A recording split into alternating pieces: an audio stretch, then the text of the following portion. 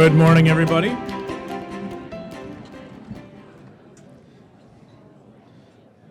you don't mind, if I take just a moment of personal privilege to just kind of stand here and take this in, because I'm really happy to be here today. I don't know about the rest of you.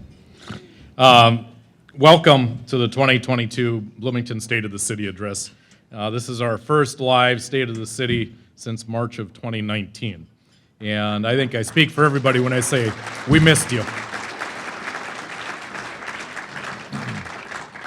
I'm Jamie Verbrugge. I'm the city manager here in Bloomington, and I also happen to have the privilege this year of being the president of the Bloomington Noon Rotary Club.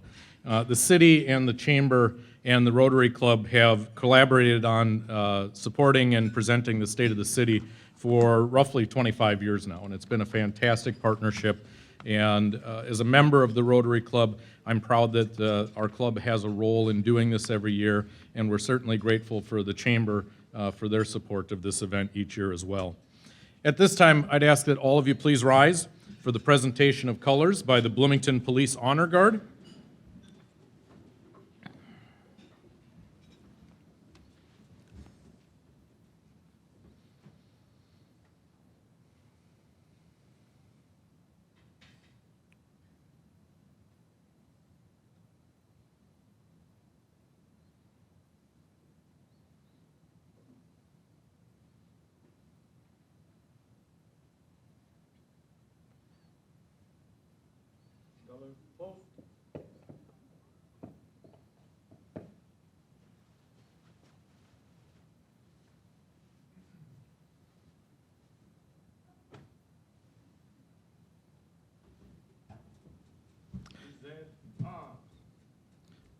And please remain standing. I'd like to invite Kevin Remack to lead us in the Pledge of Allegiance. Kevin is the Executive Director of Artistry. He started there in 2019.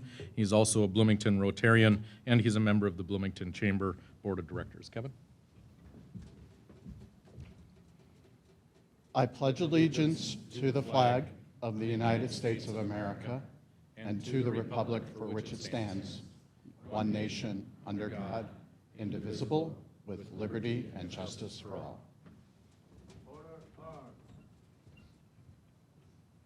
South face.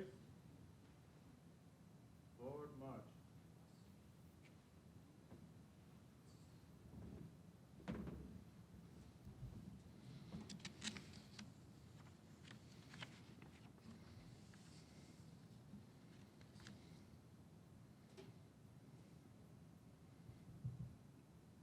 You can be seated. Thank you to the Bloomington Police Honor Guard. Can we give them a round of applause again? Once again, thank you for attending this year's State of the City Address. It has been an honor for the Bloomington Rotary Club to be a partner in this annual tradition. Bloomington Rotary, if you're not familiar with our club, was founded in 1961 under the banner of Service Above Self. And we're part of a global network of 1.2 million leaders and problem solvers who take action to create lasting change both locally and internationally. For example, Rotary has been on the front lines in the fight to eradicate polio from every corner of the globe since 1988, excuse me. And we've seen in that time a worldwide reduction in polio cases by, get this, 99.99%. Polio has been almost entirely eradicated in the last 30-some years, in large part because of the contributions of Rotary to those efforts. And if you want to learn more about Rotary, talk to one of our members here today. Can I ask all of the Bloomington Noon Rotary members to please put a hand up? And hopefully we have them sprinkled throughout the room. So please take note if you're interested in joining the club. We meet on Mondays, and we would certainly be interested in having you become part of our club if service above self is something that speaks to you. At this time, I'd like to introduce the president of the Bloomington Chamber, Brent Pavia. Brent.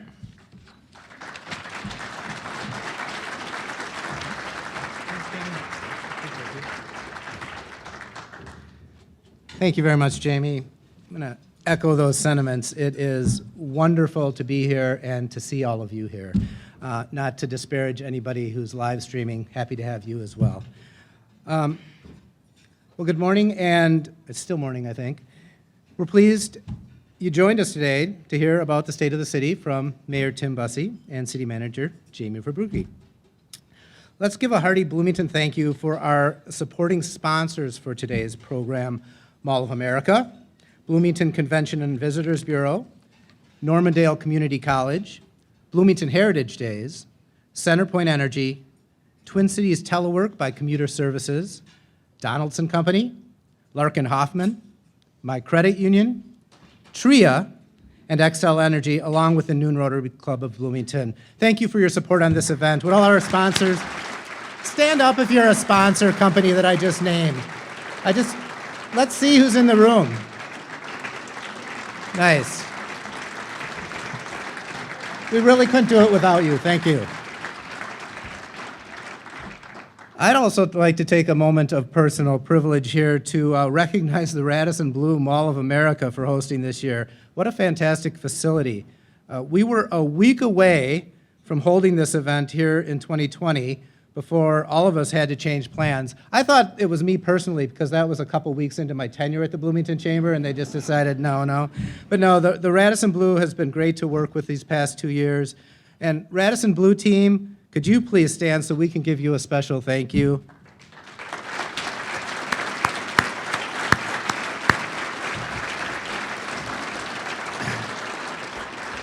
Really appreciate it. Next, I'd like to welcome our public and elected officials who are here with us today. If you want to stand or raise your hand as I call your name, but let's hold applause until the end. In addition to our phenomenal mayor, Tim Busse, who will be part of the dynamic duo leading the state of the city in a minute, we have Bloomington City Council members Jenna Carter and Lona D'Alessandro, Three River Park District Commissioner John Gibbs, Bloomington Public Schools Superintendent Dr. Eric Melby, Bloomington School Board members Tom Bennett, Matt Demick, Nellie Corman, Maya Olson, and Heather Starks. And I'd also like to recognize chamber leadership. Many of our Bloomington Chamber Board of Directors are here with us today.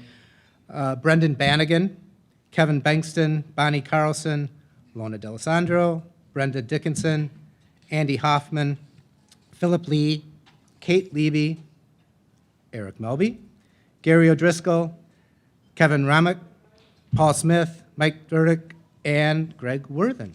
So thank you all very much. And then our Minneapolis Chamber leadership, our President and CEO, Jonathan Weinhagen, and our Executive Vice President, Angie Whitcomb over there. Say hi to everybody. All right. So the Bloomington Chamber, an affiliate of the Minneapolis Regional Chamber, is committed to addressing the needs and challenges of businesses in Bloomington, which helps to support a thriving community overall. We strive to be a strategic partner, connector, and resource for our members, as well as the voice of advocacy for their needs on the local, regional, and state levels. We're focused on economic development and advocacy initiatives that include workforce development, affordable housing, mobility, wellness, and public safety. Our board of directors, chamber committees, and staff are dedicated to bringing to light key solutions for our employers and employees to live, work, and play in Bloomington. These past couple of years have been challenging, but it's been gratifying to see the importance and impact of the chamber's work. In 2020, we partnered with the state to distribute free masks to businesses. Both the city and the Mall of America were tremendous local partners in that effort. We also joined forces with Hennepin County in developing the Elevate Business Platform, an initiative offering no-cost business advising and consulting services and other resources to help businesses recover from the pandemic and build for future growth. We continue to offer quality programs and educational opportunities, pivoting our formats as needed.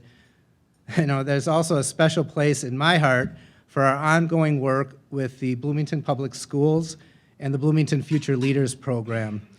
In addition to mentoring and providing career resources, we've been able to award over $45,000 in student scholarships within the past decade.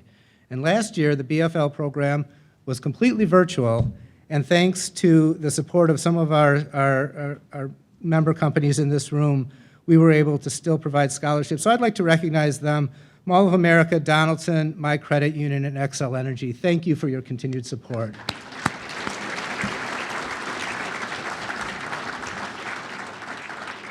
The City of Bloomington periodically surveys Bloomington businesses. Last year, they commissioned the Morris Leatherman Company to conduct a business study to gauge the perspectives of business regarding city services that are available, the ones they use, and what they'd like to see to make the experience for their employees and customers positive and profitable. I hope I'm not stealing any thunder from the mayor or city manager here in reporting that despite major impacts from the pandemic, over 90% of respondents were optimistic about the future of their business. 86% rated the quality of the labor force as good or excellent, and 90% also rated the city's attitude and response to local business as good or excellent. I'm not surprised. City leadership gathered community partners, including the chamber, early in the pandemic for regular updates, communications, and coordination. The city has also increased its outreach to and engagement with the business community, especially with small businesses, as well as women and BIPOC-owned businesses. We were also impressed by the intentional community building demonstrated in the city's latest strategic planning effort. We will continue to build relationships with community leaders in and around Bloomington, enabling the chamber to serve as a connector between local businesses and associations and decision makers on substantive issues that impact the broader business community. My pleasure now to kick off the 2022 Bloomington State of the City presentation. This year, in his first live State of the City address, please welcome Mayor Tim Busse.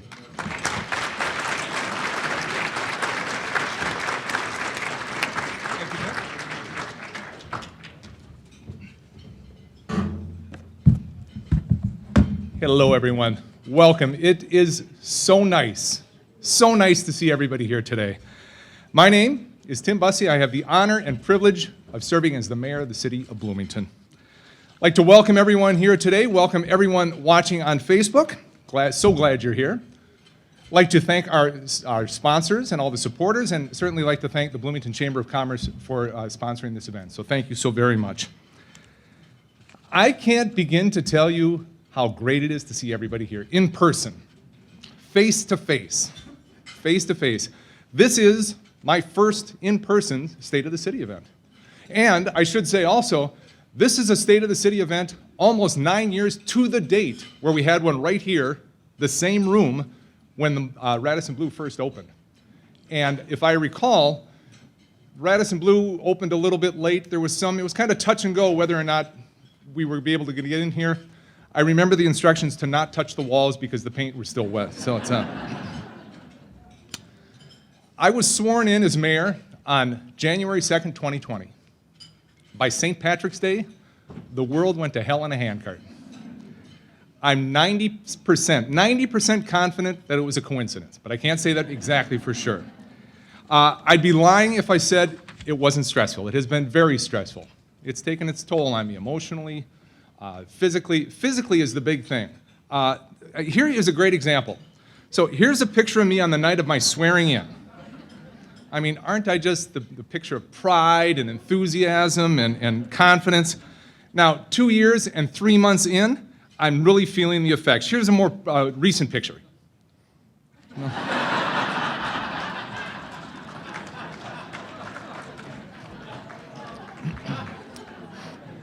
My wife says the changes are really frightening. They really are. Now, it's always fun to make fun of the former mayor. It's more fun when he's here, and unfortunately he's not.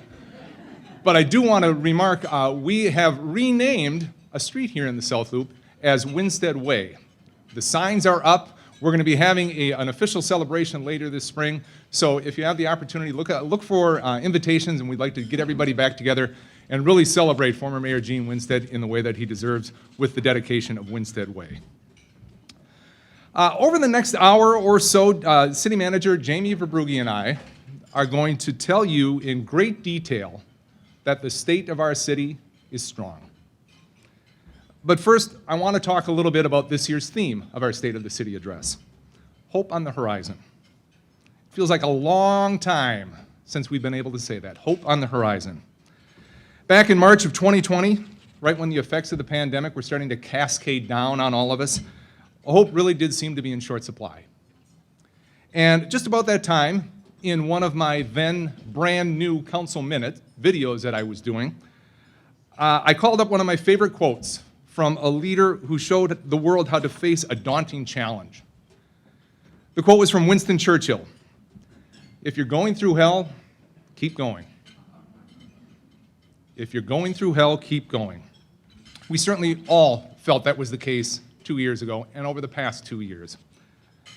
Frankly, I never could have imagined or guessed that 2 short years later, that another world leader would be facing an unthinkable test, and he'd step forward to offer similar words of courage and leadership. I want to offer my most sincere support and heartfelt prayers for the people of the Ukraine and for any members of the Bloomington community impacted by this unprovoked and wicked act of war. I have no doubt that we could go table by table here and hear stories of heartbreak and sorrow, of businesses lost, of opportunities missed. But I also know that we'd hear stories of compassion and grit and great accomplishment. Stories of people who were going through hell and, frankly, kept right on going, right? And if you'd indulge me for just a minute, I'd like to share a story about that. Right here at table 14 is my wife, Heather. She's there with her parents, Dave and Deanna Dorsey, her Aunt Mary and Uncle Brian Young, and her sister-in-law, our sister-in-law, Heidi Busse. Everybody give a wave so everybody can see you. There you go. When the pandemic started in March of 22, Heather and I hunkered down just like everybody else, and like everybody else, we had those feelings of uncertainty and of fear and isolation. And by July of 2020, Heather was diagnosed with breast cancer. We hunkered down even more. There was even stronger feelings of fear and uncertainty and isolation. But Heather kept going through hell. The effects of chemotherapy were putting her through hell. The stress of what I was going through was putting her through hell. But she kept going. She continued to teach, never missed one of her online classes with the University of Minnesota. She continued to teach. She kept putting up with all the silliness that I was putting up with, which was a lot at the time. She kept going, and now, thanks to a lot of grit and determination, the best healthcare in the world and the grace of God, Heather is cancer-free.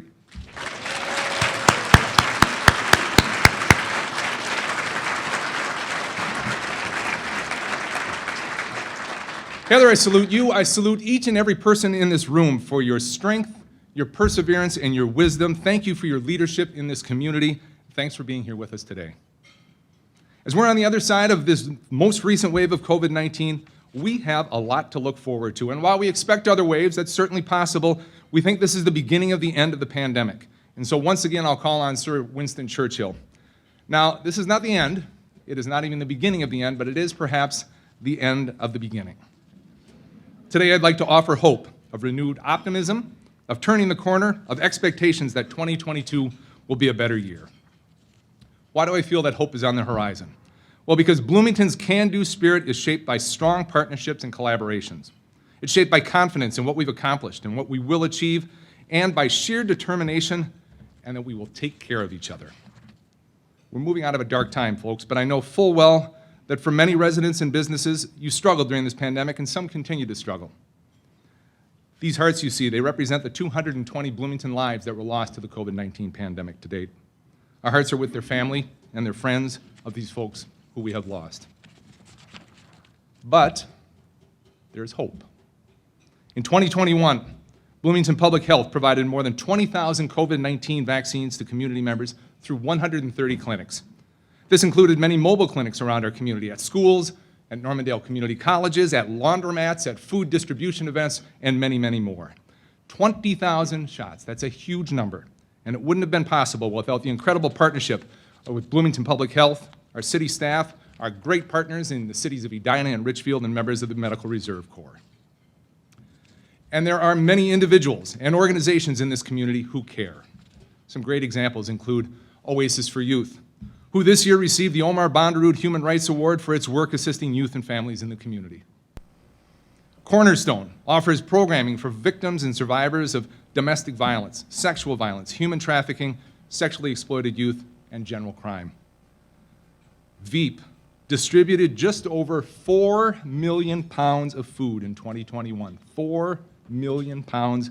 Nearly half of that went directly to Bloomington residents. And LaRed provides tools for child care providers, connecting them with quality trainings, educational opportunities, and leadership development, and they've recently expanded their training and their support services.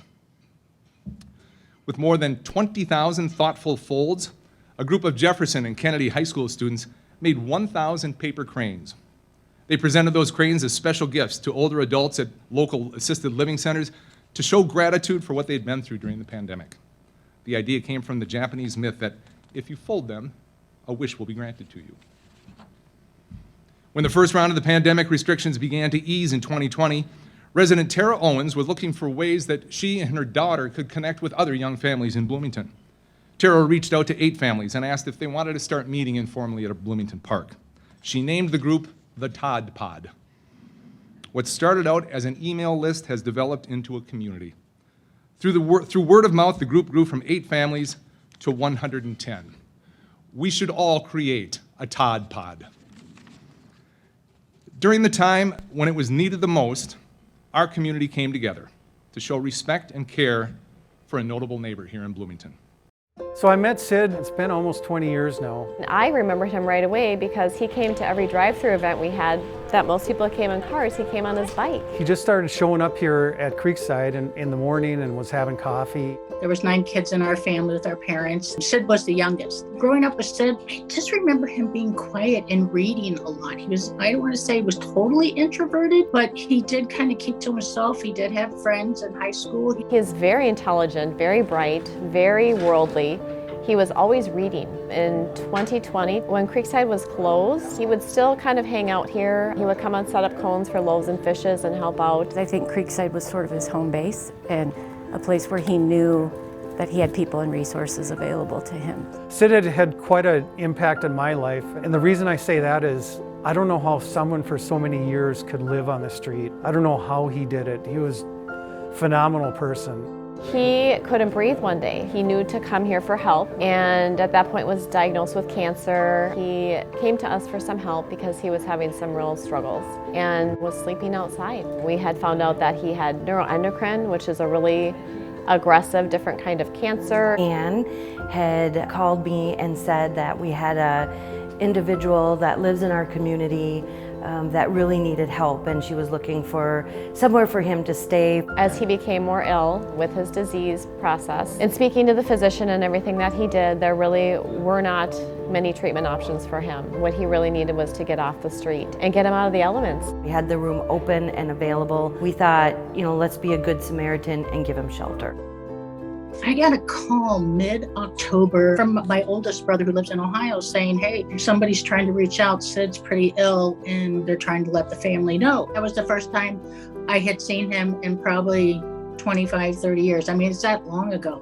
We just continued to learn that he was woven into the fabric of this community. We had people in all different positions, nurses, housekeepers, receptionists, and I attended an art class with him. There was a person that works here that worked at Loaves and Fishes, and they said, oh, I know Sid. I used to work with Sid at Loaves and Fishes. It was just that kind of stuff that we just didn't know that Sid was this well-known Bloomington Sid guy, which we love and embrace. And when we did his funeral announcement, we put in there Bloomington Sid in there. I am glad that I got to be a part of that whole situation of giving him a really graceful and gentle exit from the world on a life that may have been a little bit tricky at times for him. One of the things that I just have to say is how proud I am of all of the people and the businesses of Bloomington. They all came together. Everybody was there at a phone call away. To know that he just felt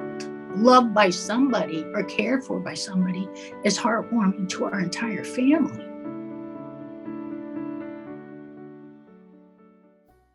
It was a caring Bloomington community that came together to support Sid when he needed it the most, from the city to Presbyterian Homes to Moments Hospice. Thank you. Thank you to those responsible for their role in Sid's end-of-life care, and they're with us here today. So please stand and be recognized. Mark Olson from Creekside Community Center, Ann Sattler from Bloomington Public Health, Bobby Campbell from Moments Hospice, and Michelle Sullivan from Presbyterian Homes.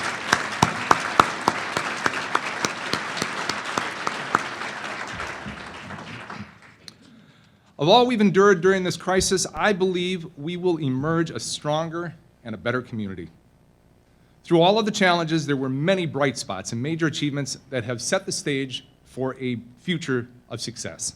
Let's take a look at some of the highlights from 2021.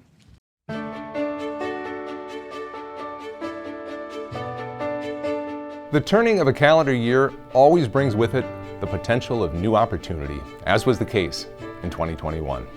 As the fresh air, clear skies, and sunshine allowed, the city was able to host some of its most treasured traditions and embrace new experiences and events.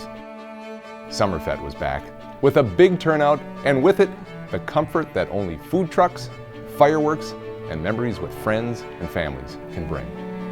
The 2021 Summer Arts in the Park series was a huge success, with a variety of performances and playlists for people of all ages to enjoy.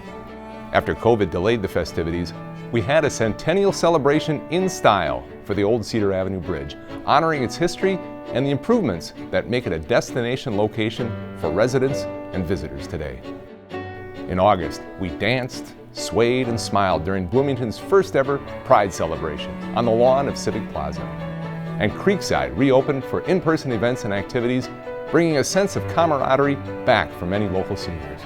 2021 also saw some significant accomplishments. Early in the year, the City Council declared racism as a public health crisis in Bloomington, and a racial equity strategic plan was approved. Council also approved a commitment to the Just Deeds Project to eliminate racist covenants in official records and documents.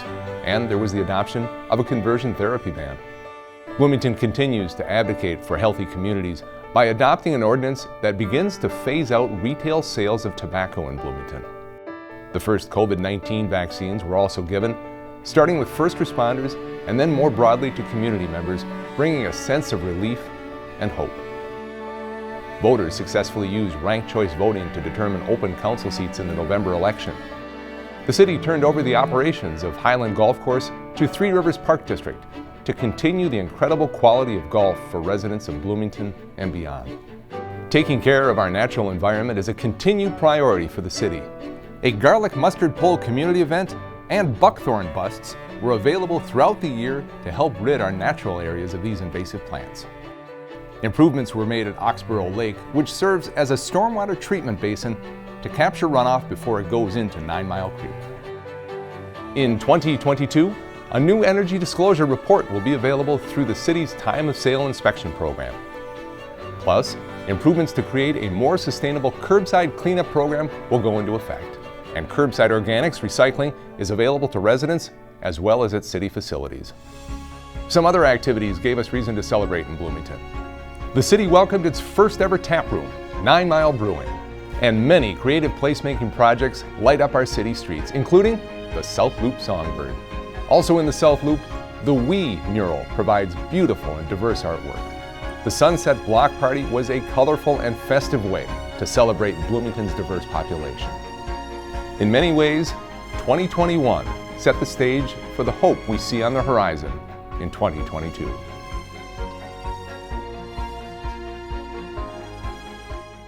We are building a community of choice, establishing the important links that align and connect us. A key to building these bridges is the great group of committed elected officials. I'd like to take a moment to recognize our Bloomington City Council. Beginning her term this year, Lona D'Alessandro. She was elected last fall to fill the District 3 City Council seat following Jack Beloga's retirement. Jack, wherever you are, thank you for your years of service to the city of Bloomington. And Patrick Martin, council member of District 4, and Nathan Coulter, city council member at large, were both reelected to their seats. Dwayne Lohman, council member District 1, Sean Nelson, council member District 2, and our council member at large, Jenna Carter, who is right over here. We also continue to serve on the city council. As we begin to recover from COVID-19 as a community, I can tell you that there is a future filled with hope. We're on our way back to doing the things we love and emerging a more resilient community. Even though COVID made it challenging for us to meet in person, we were still committed to creating opportunities for engagement throughout the community. The city continued with its digital engagement platform, Let's Talk Bloomington, to actively receive input for city-led projects. We hosted virtual meetings with African and Black and Latino, and Latinx community leaders to learn about how COVID-19 was affecting their communities and what resources they might need to succeed. We also held the Bloomington Leadership Program for residents, the city's first ever Pride celebration, and our annual Veterans Day appreciation event. We all know COVID-19 proved challenging for the city's budget in 2020, with lodging and admission tax revenues that were $7 million less than the pre-pandemic levels. But people are returning to our city. People are staying in our hotels again. And while we are still lower than 2019 revenues, 2021 lodging and admissions were higher than expected, and we are projecting continued improvements in 2022 and 2023. We are fully behind our Bloomington hospitality industry, and we're expecting a full recovery by 2025. New businesses, development, and redevelopment signal hope. Companies are building and reinvesting in their businesses in this community. Businesses are coming to Bloomington, and they are staying in Bloomington. I've said it before, and I'll say it again. Bloomington has one of the strongest economic development track records in the region. New development and property renovations continued to boom in 2021 and into 2022. Last year, the city had more than $158 million in new construction, which contributed an additional 1% to the city's total market value. Major companies broke ground on or received approval to expand their facilities, most notably SICK and Seagate. And a major redevelopment of the former Days Inn site at 7851 Normandale Boulevard is planned into a high-density auto dealer. Construction on the new Bloomington Fire Station 4 is set to begin this spring. And on the residential side, Bloomington has more than 3,100 multifamily units that recently opened or are planned for the near future. These new units continue to support the council's goal of adding housing in Bloomington. And with the projects we have slated for construction in 2022, we are on target for adding another $179 million in total market value. Folks, my city council colleagues make me proud in a lot of different ways, but I am most proud of their unwavering support and commitment to affordable housing in the city of Bloomington. Now, unfortunately and unfairly, the phrase affordable housing carries with it some unnecessary baggage. But we're not letting the preconceived notions of what affordable housing is to be a barrier of what we're trying to accomplish. We're working toward building housing that people can afford, housing that our first-year teachers can afford, housing that people in our hospitality industry can afford, housing that our healthcare workers can afford. The City Council has made it a priority to remove the barriers for people who want to live in this community. In 2021, 569 units spanning 4 developments were either under construction or they were leasing. Of these new units, 303 have rents that are affordable to households with incomes that fall between 30% and 60% of the area's median household income. The remaining 266 units are market rate rentals. Just last month, the City Council approved 8200 Humboldt, a 149 apartment building that will redevelop an obsolete office building and provide an additional 14 units of affordable housing. Now, folks, each decade, the Metropolitan Council sets affordable housing goals for cities across the Twin Cities. It's safe to say those are stretch goals. They're highly difficult to attain. Frankly, a lot of cities don't even try. We learned recently that Bloomington is now at 77% of our 2030 affordable housing goals as identified by the Met Council. There is work to do, but Bloomington, that's something to be proud of.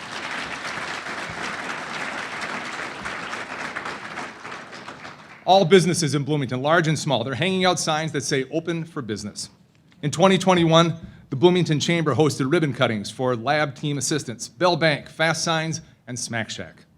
Other new businesses included Blue Sun Soda Shop, 9 Mile Brewing, Mallard's Restaurant, Pink Tea, and Quattro Milpas, just to name a few. And although not all of them are new businesses, 27 businesses joined the Chamber last year. So hats off to the Chamber. Congratulations for the work that you're doing. The City Council is considering an earned sick and safe leave ordinance intended to promote and protect the well-being of the Bloomington workforce and residents. It gives employees access to earned sick leave so they can take care of themselves, their families, and their loved ones if they get sick. And it provides an option for employees so that they don't have to make a choice between losing wages or going to work sick. The task force that has been charged with developing the draft ordinance reflects a diverse pool of shareholders in the city of Bloomington.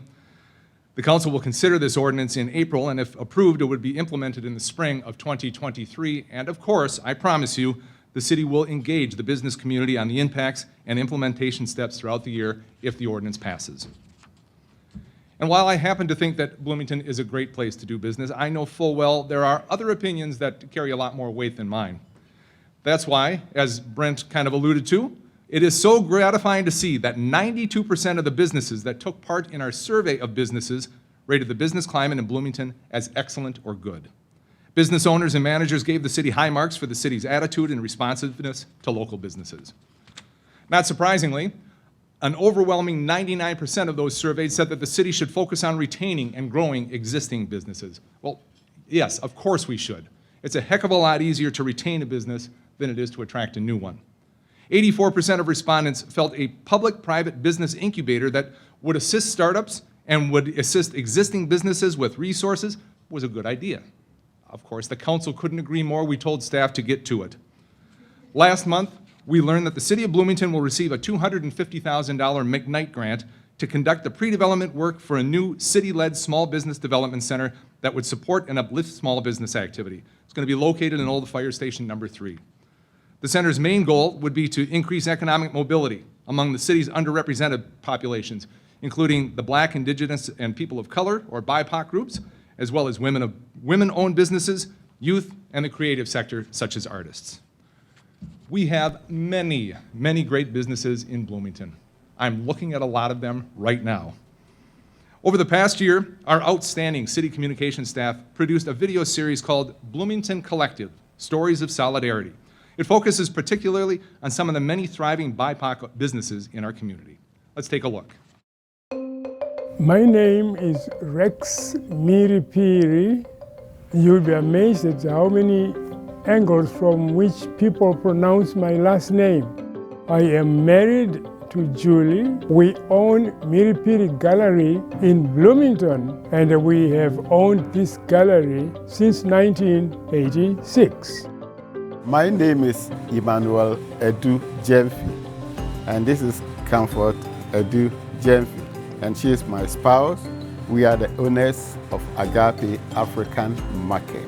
It encompasses traditional West African, but also East African food. I've had people come and see one single item that they had in their childhood, and the minute they see it, it just brings back memory. Hello everyone, my name is Gilberto Diaz, owner of Little Boots. I started almost 11 years ago, started as a hobby. I used to do landscape work. I decided that I wanted to, succeed, in somehow and contribute to the community here in Bloomington. I've been living in Bloomington for almost 20 years. We are celebrating 20 years of being in business. And it's amazing because statistically, businesses do not normally last longer than 7 years. And for a specialty store like this to be able to sustain everything that's happened, and especially through the pandemic, it's really something special for us. Some of the artists we carry have exhibited at the Museum of Modern Art in New York, the Rodin in France, the Institute of Contemporary Art in London. I always like to try different places, like special food. I like to try different places here in Bloomington with different cultures, and I guess that make it different and that make a stronger community. When you see a variety of people, you just feel more comfortable and more charming, I guess, to the city. Bloomington is my home. Bloomington is everything for me and my family. So we appreciate the Bloomington community. We are full of gratitude for the manner in which they received us as a gallery. They received me as a black man, and I have been blessed to live and work in this town. I feel thankful for me choosing this spot Here in Bloomington, I can't think of no other place to have my spot, and will continue to spend here in Bloomington. I'd like to recognize the guests we have here with us today. I was pleased to have lunch with them earlier. Rex and Julie Mirapiri with Mirapiri Gallery, Luro Boots business owners, Gilberto Diaz and Alberto Diaz Salvador, and with Agape African Market, Comfort and Ruth Endujemfi. Please stand up and wave at everybody.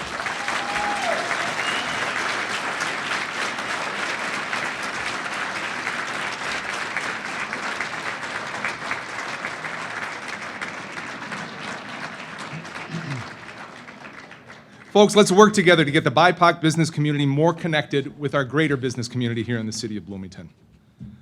The future of Bloomington is chock full of exciting possibilities.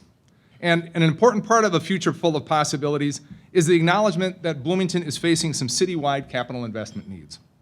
When we talk about attracting and retaining families, providing features and services to all different age groups, and making Bloomington a remarkable community of choice, part of that conversation needs to be a strategic investment in our community amenities. We've started that discussion in the context of a proposed Bloomington sales tax. A Bloomington sales tax would add a half-cent of sales tax to currently taxable items. But rather than that half-cent going to the state of Minnesota, it would stay right here in the city of Bloomington. It's estimated that half-cent would generate $11 million each year. And given the strength and size of Bloomington's retail industry, 75% would be paid for by visitors to the city of Bloomington. 25% would be paid for by Bloomington residents. So where would that money go? It would go to regionally significant capital projects that would benefit Bloomington families and seniors. It would benefit athletes and artists, new residents, and neighbors with decades-long roots in the city of Bloomington. Projects like a substantial renovation of Bloomington Ice Garden, a new community health and wellness center to replace public health and Creekside Community Center, replacement of the clubhouse at Dwan Golf Course, as well as extensive course renovations, and an expansion of the Bloomington Center for the Arts that would add a concert hall. A Bloomington sales tax would spread the cost of improving these facilities across a broader group, and 3/4 of that broader group would be people not from the city of Bloomington. The cost of a typical Bloomington household would be about $72 each year. If these projects were paid for by the property tax levy, the property tax bill for a median value home in Bloomington would increase by about $210 each year. Legislation has been introduced. We'll know by mid-May if a Bloomington sales tax is in the final tax bill. Ultimately, residents would have the final say on this. It would come before residents in the November general election, where they'd have the opportunity to vote on a Bloomington sales tax for each project separately. Our park system master plan was adopted last year to provide a clear action plan and guidance for improvements to Bloomington parks, trails, facilities, recreation programs, and green spaces. The plan involved extensive community engagement to gather community input on one of Bloomington's greatest assets. The Park System Master Plan will serve as a blueprint for planning and completing park improvements, for program planning, and budgeting in a way that serves the needs of a dynamic and ever-changing community. Next steps include planning for park service areas and evaluating specific racial and economic equity objectives in Bloomington's 97 parks. Speaking of parks, since the last time we got together, the more than 2,000-foot-long France Avenue Boardwalk was completed as part of the larger France Avenue Trail project that spans from Old Shakopee Road to 84th Street. The boardwalk makes that stretch of France much safer for pedestrians and bicyclists, and it also spans part of 9 Mile Creek within Marsh Lake, providing users with stunning views of the landscape and wildlife in the area. It makes good sense that when talking about a future full of possibilities that we spend some time remembering the past. I hope you are all aware of Bloomington Remembers Veterans, an all-volunteer, nonprofit group committed to bringing Bloomington a meaningful and lasting veterans memorial that honors all service members who have served in any conflict that involves the United States. The design of this memorial is stunning, and it would sit on the east lawn of Civic Plaza. The memorial would focus on the themes of honor, reflection, education, and community, and would pay tribute not only to the veterans, but the families and loved ones that support them. The city of Bloomington is working in partnership with its inspiring and committed group of veterans, but they need help not just from the city of Bloomington, They need help from the city of Bloomington. We'll get you information on their website. They're out and about in the community quite a bit. I encourage you to reach out and work with them as they work hard to raise the $750,000 needed to make this project a reality. I can't imagine a better way to connect the past with an exciting future in our community. Bloomington is focused on redevelopment throughout our city. In 2021, the city adopted brand new land use visions for both the Lindale Avenue corridor and the Portland and American area. The plans establish a framework as the city reviews redevelopment proposals and seeks partnerships with landowners. A good example of the city's vision for the Lindale corridor opened in January. The new Lindale Flats development is a 4-story, 81-unit apartment building affordable for households earning 60% of the area median income. When people ask me, well, where is this? I simply say, it's next to Dairy Queen across the street from Fong's. And everybody says, okay, I know exactly where it is. Bloomington and its Housing and Redevelopment Authority are working hard to spur and assist redevelopment in the city's neighborhood and commercial nodes. And there is a plan in place to do just that. Priority nodes in the city include Old Shakopee and Old Cedar, Portland and American, 98th and Nicollet, 90th and Penn, and the Lindale corridor. On the street safety front, Bloomington engineering staff will begin intersection improvements this summer on 2 important projects. Normandale Boulevard at 98th Street will see improved sight lines and right turn lanes. We'll see upgrades to pedestrian ramps and pedestrian refuge islands installed in the medians, and a new signal system and flashing yellow arrows. The city worked very closely with Hennepin County on this and was awarded a $1.2 million federal grant to make this project happen. The other project is at Old Shakopee Road and Xerxes Avenue. Will also be improved with the installation of dedicated left turn lanes, upgrades to the pedestrian ramps and crosswalks, and a replaced signal system. Another grant for Bloomington in this, Bloomington was awarded $560,000 in federal funding for this project. And then the biggie, I-494 Airport to 169. It is a big project. It's been in the work for a number of years. It will certainly benefit Bloomington through better safety and mobility on 494, as well as less regional traffic on our local roads. The first phase of the project will include improvements to the 35W and 494 interchange, including a new flyover ramp for traffic going from northbound 35W to westbound 494. Expanded capacity with an additional easy pass lane in each direction on 494 between 35W and Highway 100 is also planned. We expect construction to begin on this next summer, in the summer of 2023, and it to be completed in about 30 years. Oh wait, no, that's 3 years. 3 years, I'm sorry, I read that wrong. That's my mistake.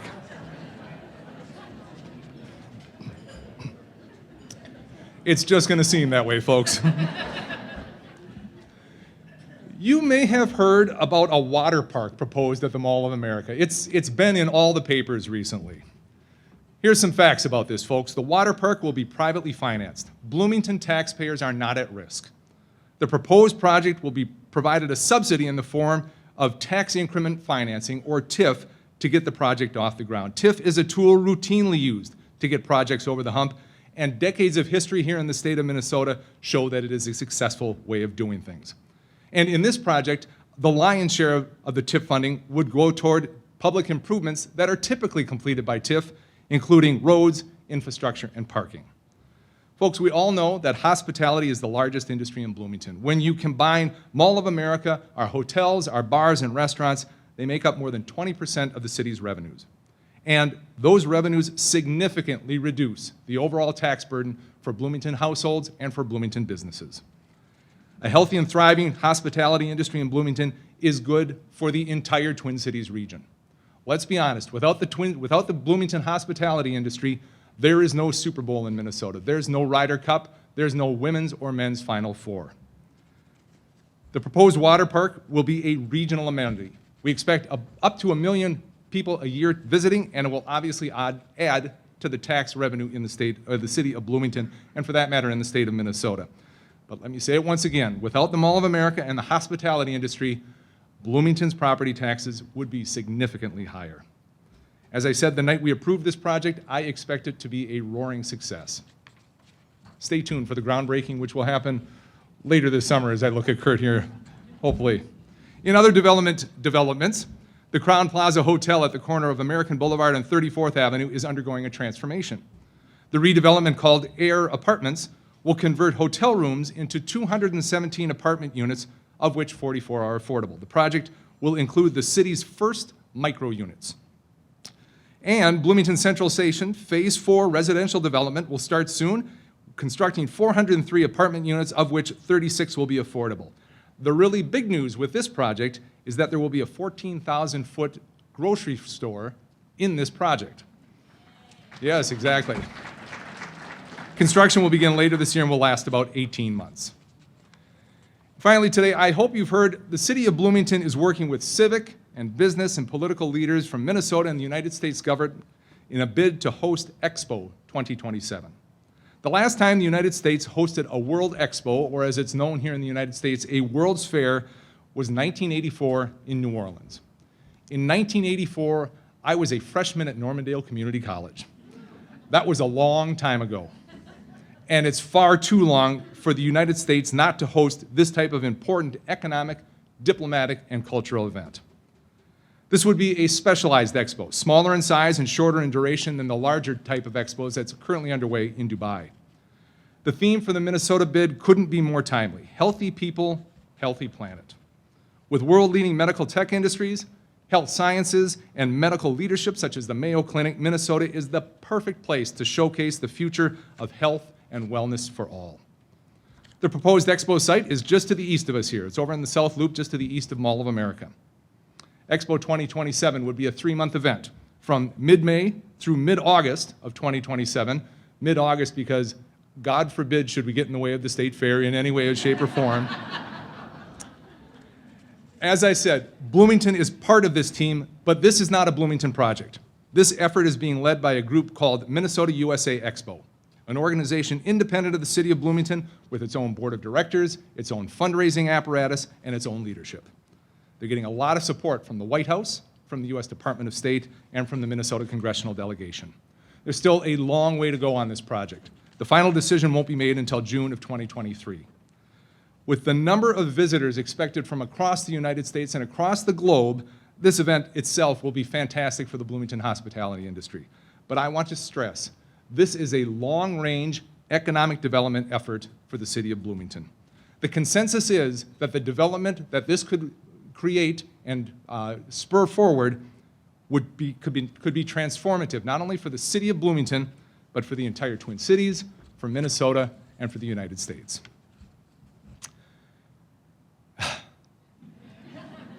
As I said earlier, the state of our city is strong. Bloomington's strength comes in many forms, and I could spend another 45 minutes talking about all of those, but I don't want to do that, and you don't want me to either. But I want to take just a particular minute to call out one strength that sets us apart from others: Bloomington City staff members. I tell anyone that will listen that Bloomington City staff is second to none. I'm glad that so many of the staff members are here today. I really am. It gives me an opportunity to say thank you, to recognize you for your outstanding work, and for others to thank you as well. So thank you so very much to our Bloomington staff. Well done.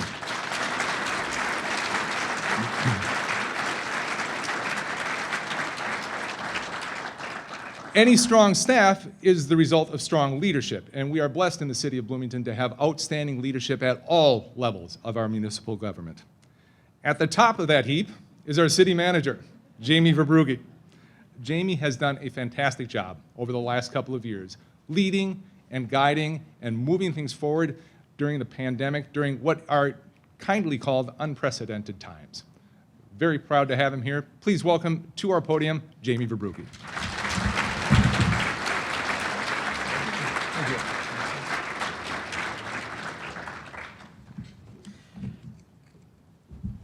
Hello again. I got to tell you, in my career as a city manager, I've worked with 5 mayors now, and seeing a mayor give their first State of the City address is the same kind of pride a parent has watching a baby take their first steps. And so I got to tell you, I'm just filled with pride right now. The leadership from Mayor Busse and the rest of our council has just been tremendous for this community. So, Mayor, you did a fantastic job today. Congratulations.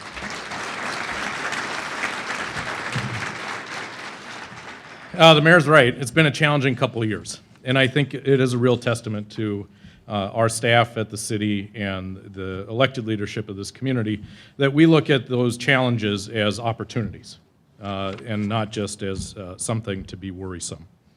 One of the things about those opportunities is that we continue to be a place that attracts new leaders into the organization from our profession. And I want to introduce you to a few of those today. You can see them on the screen.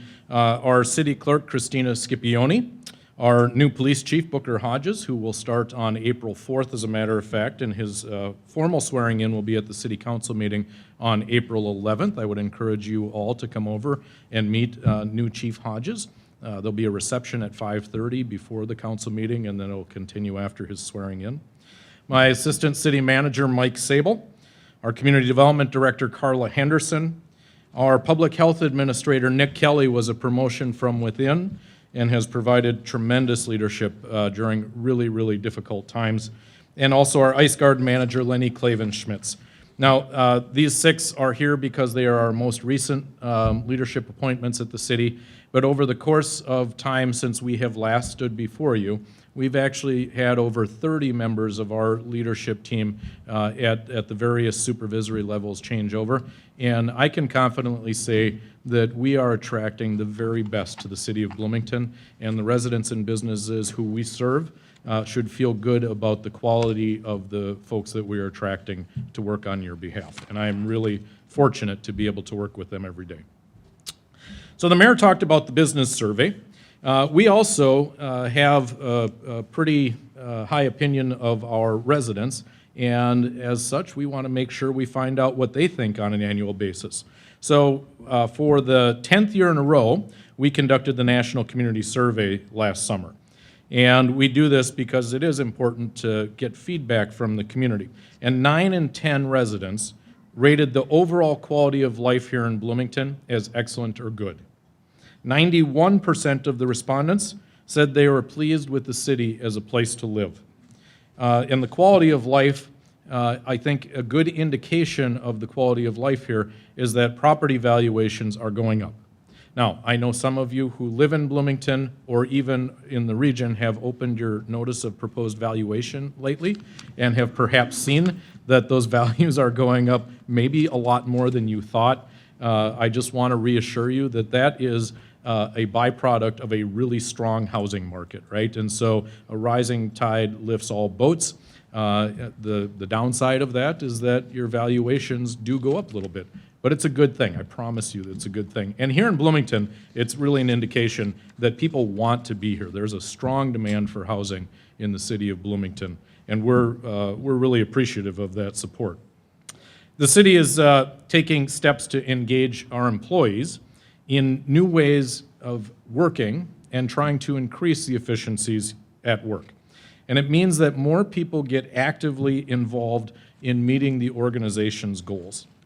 And you can see that in evidence in the respondents to the survey who felt that 88% of whom felt the overall customer service from city employees was excellent or good. And that is the highest rating that city staff has ever received in the city survey that we have done. And so to echo the mayor's commendation for our staff, I just want to congratulate our staff for the work that they do on behalf of our residents. It is appreciated, and we appreciate the support that those 88% give us. Now, some of our services are more appreciated than others. 93% approved our drinking water, okay? So I like to joke in Minnesota that 10% of the people wake up crabby about just about everything every day. It's not a joke. It's just kind of a fact of life around here. So anytime you get over 90%, you know you're doing something right. This year's approval rating of 93% for our drinking water is the highest ever since we started doing the survey in 2012. Our city's drinking water ranked number 2 among the nearly 300 cities and counties that utilize this same poll. And we also won the top drinking water in the country recognition. I'm looking for my public works director, Carl Keel. Carl, when was that? 2018? that we were national drinking water top award winner. So these 93% are a little late to the party because we've known for the last 4 or 5 years that we have great water here in Bloomington. Other services that are appreciated, 85% said our snow removal is fantastic, and that response puts us in the top 5% nationwide. Our public works crew do a fantastic job clearing the streets and making sure that people can move safely throughout our community. They take a lot of pride in that work, and we're really grateful for their efforts getting up at 2 o'clock in the morning to get in and make sure that you can get to work in the morning without worry about spinning into a ditch. Public safety is a really important aspect of how people feel about their community. We know that safety and security is really the foundation of a quality community. 88% of our residents said they feel safe in Bloomington's shopping areas, which should also be something that our retail community feels good about. Overall, 96% of our residents reported feeling safe in their neighborhoods. A total of 88% of residents said that police services are excellent or good. And our fire services received a score of 97%, which was up 5% from 2020. Considering the last couple of years, not just the pandemic, but the issues of social justice, the attention that has been paid to law enforcement, the sense of pride that Bloomington has for our police department is really reassuring. And that 88% support for our police department is something that I hope that everybody appreciates. We are going to get to show our appreciation for our Bloomington Police Department on Saturday, May 21st from 11 to 2 p.m.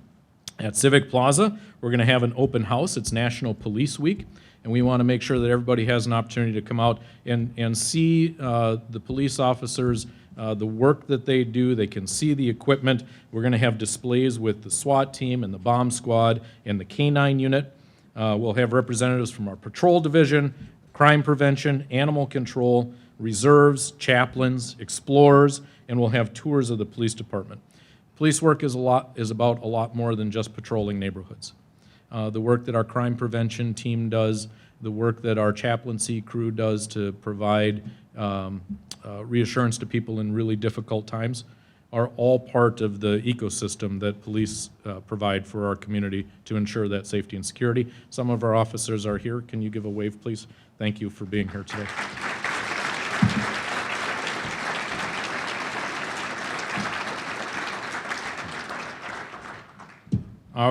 We can't forget about our fire department. We have one of the best fire departments in the state of Minnesota, and it's only because we're, Minnesota nice and humble and we don't want to be too proud that I say it's not the best in the state of Minnesota. We are celebrating 75 years of the Bloomington Fire Department. It started as a 27-person, one-station operation in 1947, and it's grown into a 120-member, six-station fire department that we know today. And it's the first ever Bloomington Fire Station was built after the town council accepted an offer to purchase the land at 95th Street and Syndicate Avenue for the princely sum of $1. The total cost of the station and the equipment 75 years ago was $24,000. Today, Bloomington Fire includes fire prevention in their regular duties. Our BFD staff and firefighters present fire prevention programs to Bloomington schools and to clubs, organizations, and residents around Bloomington. I know that Chief Seal is here. I don't know if any of our other firefighters are here. Chief, thank you.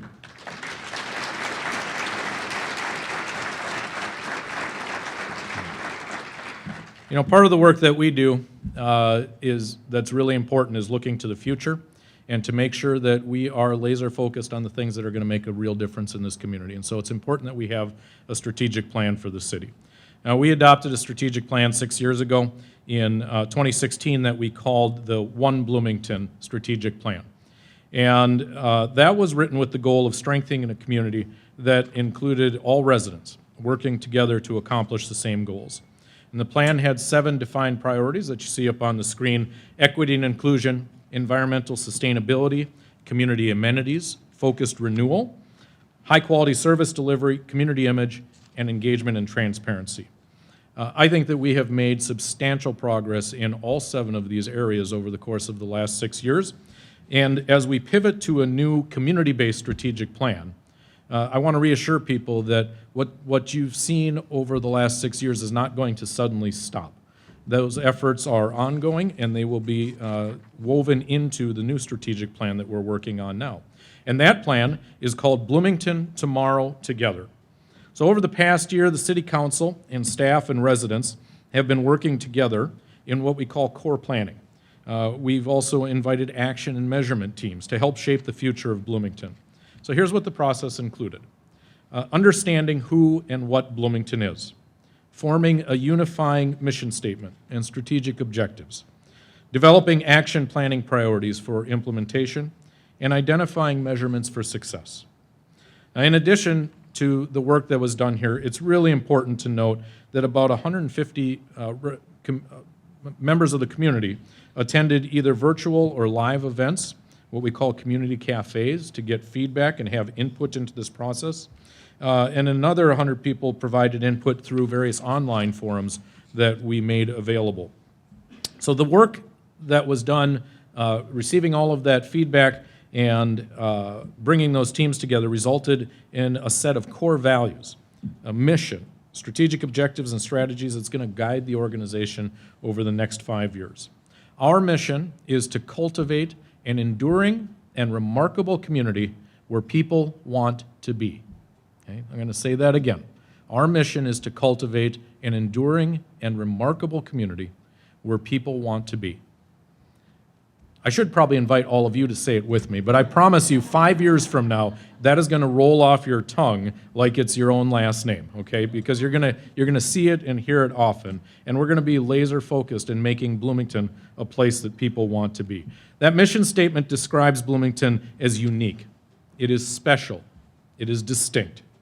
It's a noteworthy community with rich history that stands on its own merits, and it attracts people because of these attributes.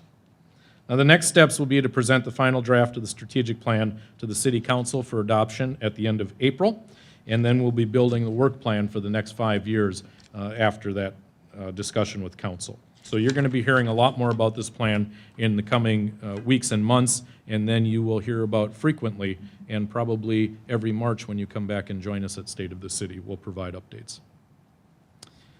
So as you've heard today, we do have reason to believe there's hope on the horizon. Dedication, perseverance, and compassion describe those who were responsible for giving us hope for the future during some very dark times. And even still, they're doing that as we make our way to brighter times today. So these are our hometown public health heroes, and I cannot say enough about the work that they have done, and I want to share some of that with you. They always found a way to overcome. They always found a way to make things happen, to rally, to pull together, to do something. A pandemic comes along and you have to pivot, you have to shift. And you're now changing some of the ways you do your work, but it's still driven by that same drive of you got into public health to help people and to improve the health and well-being of the community you serve. This was really new for all of us to be front and center with a spotlight on us. We had been the wizard behind the curtain most of the time. Everyone knew who we were and were constantly asking us questions. And then seeing clients and their loved ones losing their jobs and able to pay rent or even put a food on the table for their kids. As we're getting questions, concerns, challenges, we're connecting people to resources. We're connecting them to the answers for authoritative, evidence-based, science-driven public health information. Always kind of like tell my clients that, hey, I'm here with you. I'm going through the same thing, but we're here together. COVID has constantly thrown curveballs at us this entire time. I feel like I'm a better public health professional after all of this. It's been stressful, it's been heartbreaking, it's been emotionally and mentally draining. We've had little wins here and there, and they always seem to come at the perfect time. We started January of 21 doing vaccinations. We've done a little over 130 clinics. We had a huge team that was working on those clinics. So neat to be a part of it. We had our own staff from all different areas of public health, not just the clinic staff. We had our fire departments. We had partners from the city of Edina and Richfield who also came as volunteers. It was not uncommon for people to cry at our clinic, and just that sheer emotion of, I just got something that's going to protect me. When things happened, they did their regular work and they did this, doing events to build well-being and connections in communities that were isolated, whether it was some of our older adults or some of our families with young kids. I designed the original layout for the Mall of America vaccine site. The state oftentimes would call on local public health and be like, we have the resource, but you know your community. You have continued to exceed expectations. Everything that we've asked for local public health to do, you have risen to those challenges and exceeded it. Continue to keep moving forward with that grace, humility, and kindness. I would encourage every single one of my colleagues to take that time to find joy and rest. Then let's get back together and let's show up for the community again. It is with no small amount of pride that I introduce to you your Bloomington Public Health employees.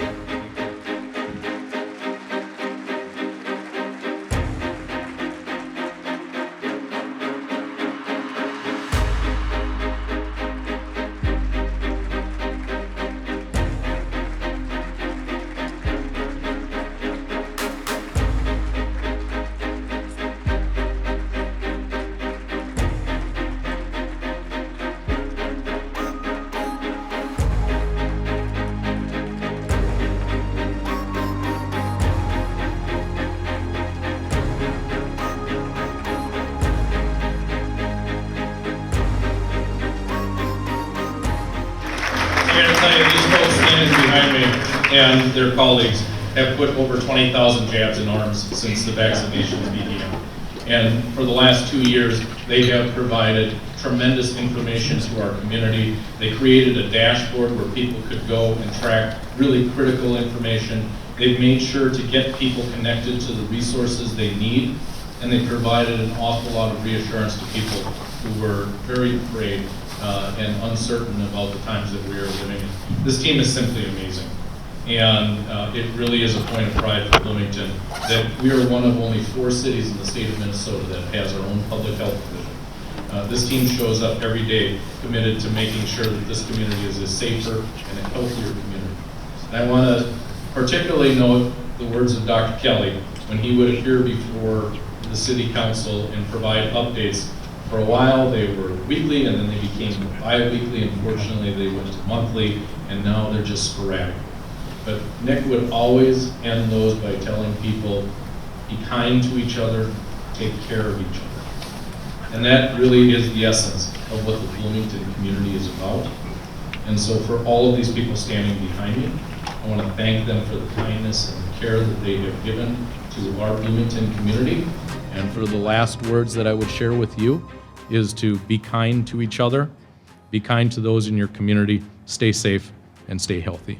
Thank you for attending the 2022 Bloomington State of the City of Busse. Thanks, everybody.